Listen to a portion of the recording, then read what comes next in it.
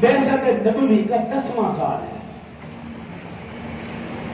رسول اللہ صلی اللہ علیہ وسلم نے اس سال کا نام رکھا ہے عام الحزن، غم کا سال۔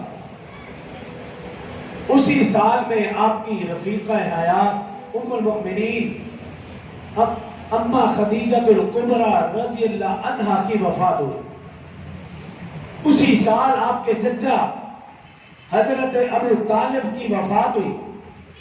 ان دو عظیم ہستیوں کا سانحہ ارتحال رسول اللہ صلی اللہ علیہ وسلم کے لیے بہت بڑا صدمہ تھا۔ آپ غم زدہ تھے۔